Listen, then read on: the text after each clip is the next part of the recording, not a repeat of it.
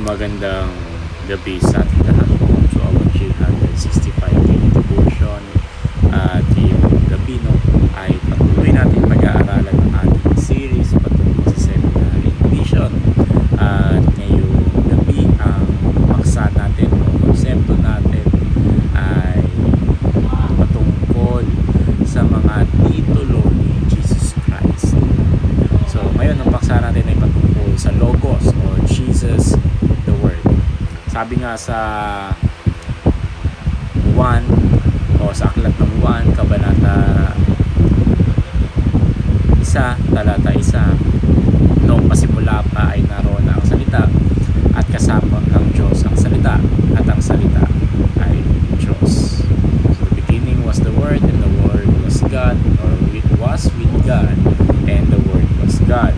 So ang salitang Logos ay nagdadala ng napakalalim na kahulugan sa pananampalatayang Kristiyano.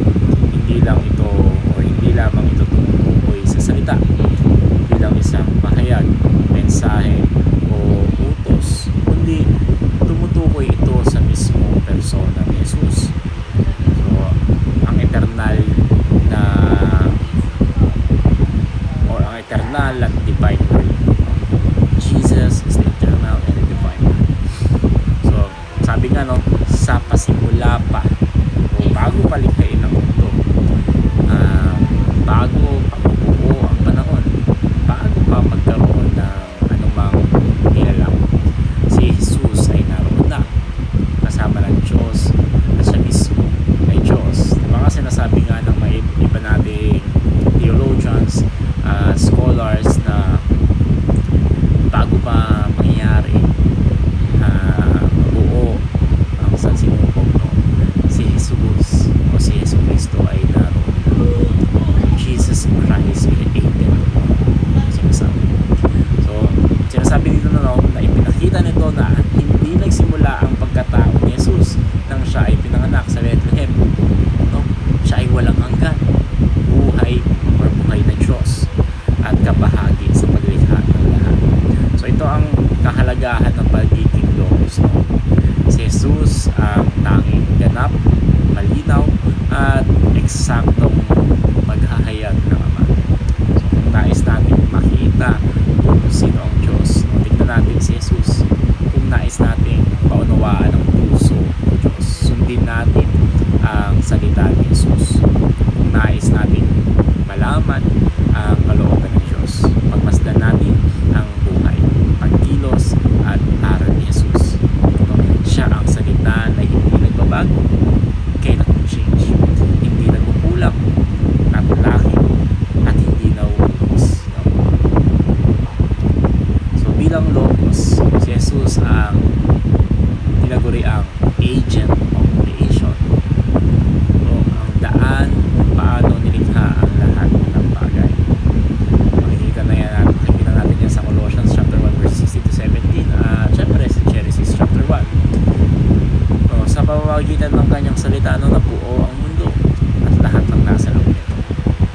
Sa pamamagitan niya nagkaroon ng buhay, kaayusan at layunin ang lahat ng nilalang.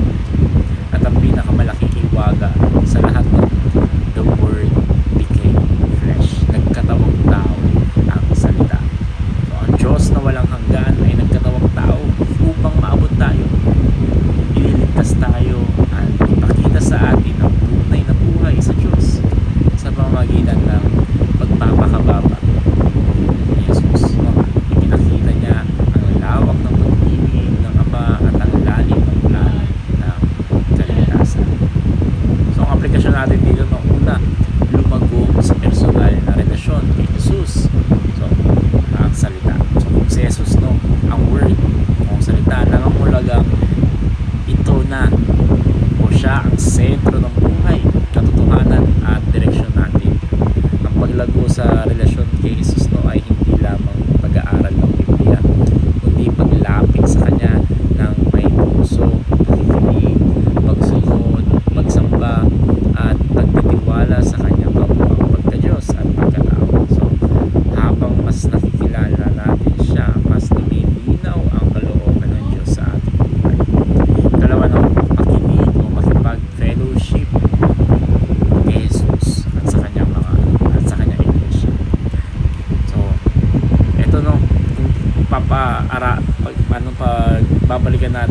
eklesia o iglesia, ito yung called out ones or tayong mga sumusunod kay Kristo. So, ang salita ay hindi lamang ipinapakinggan. Ito rin ay sinasabuhay. Kasama ng pamilya, ng pananampalataya. No? So, ang relasyon kay Jesus ay hindi hiwalay sa relasyon sa iglesia. Sa patuloy na pagsama sa kapatiran, sa panalangin, pag-aaral at pakikibahagi at paglilingkod, na nakikilala natin ng mas malalim ang presensya ni Jesus. So ang fellowship ay hindi optional. It's not optional. Ito ay mahalagang bahagi ng ating pagsunod sa salita. At panghuli, ipahayag si Jesus bilang salita ng Diyos. So tell others that Jesus Christ is the Word. So dahil si Jesus ang tanging daan upang makilala ang Diyos, tayo bilang mga tagapasunod niya ay tinawag na ipahayag siya sa iba. Diba? Sabi nga, diba, go and tell the nations about His Word. Sa pararaan ng pamumuhay, salita, at pag-ibig at katapatan, dapat makita ng mundo ang presensya ng Diyos sa atin. Hindi natin ipinapahayag ang ating sarili sa talinuhan o kabutihan, kundi ang liwanag ng mundo